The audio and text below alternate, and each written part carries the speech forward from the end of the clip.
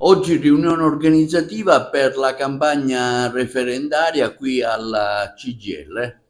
Nasce il Comitato Provinciale per i 5 sì al referendum. I referendum che si terranno nel nostro paese l'8 e il 9 giugno per abrogare la legge vergogna sul Jobs Act in particolare e una riforma sulla cittadinanza. Con questi referendum i cittadini possono decidere di cancellare direttamente queste leggi che privano i lavoratori della propria dignità. Non è più possibile, se vincono i sì, licenziare le persone senza giusta causa e le aziende non pagare dazio. Non è più possibile fare contratti precari sine die. Quindi i cittadini che spesso lamentano giustamente i ritardi, se non la stravaganza della politica, oggi non hanno bisogno di intermediazioni, basta che si recano alle urne, votano sì e troveranno all'indomani la dignità nel lavoro, soprattutto un lavoro in sicurezza, perché tra i 5 referendum c'è anche la responsabilità delle aziende committenti che nella misura in cui oggi danno un lavoro, poi con i subappalti l'ultima azienda probabilmente arriva al fallimento, risparmia sulla sicurezza, muoiono le persone e già di per sé è un fatto grave. Oltre 1050 persone muoiono ogni anno e poi queste aziende non pagano neanche la propria responsabilità rispetto ai tantissimi incidenti o incidenti mortali. Ecco, i cittadini adesso non debbono più chiedere nulla alla politica, devono solo andare a votare.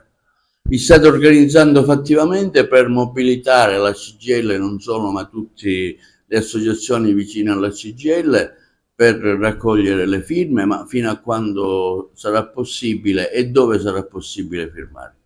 Allora, intanto ci tengo a precisare che non è solo la CGIL, ma da oggi c'è un comitato all'interno del quale ha aderito, oltre alla CGIL, a tutte le strutture presenti, come Federconsumatori, come Sunia, come Auser, c'è anche l'ANPI, l'Associazione Nazionale Partigiani, ci sono i partiti come Sinistra Italiana, Partito Democratico, i 5 Stelle, c'è la UIL, e quindi da oggi in poi c'è un comitato. Il periodo della raccolta firme ormai è alle spalle. Oggi noi ci stiamo attrezzando per informare i cittadini che l'8 e il 9 di giugno bisogna andare a votare per abrogare queste norme. Cioè le votazioni come avverranno? Daranno una scheda per ogni referendum, quindi 5 schede, ci sarà la scritta: vuoi tu abrogare la legge X?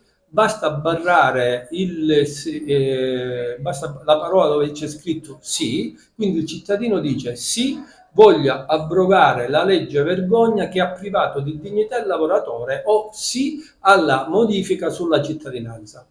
L'8 e il 9 giugno i cittadini italiani saranno chiamati a votare. Voi oggi qui alla CGIL, con il comitato, che ricordiamo aderiscono tante sigle, vi state organizzando per la campagna referendaria, per, diciamo, fare pubblicità e fare conoscere ai cittadini italiani i 5 quesiti referendari su cui poi si dovranno esprimere. Sì, parte da oggi in provincia di Agrigento il comitato, iniziano queste iniziative proprio per far conoscere i 5 punti su cui si basa questo referendum.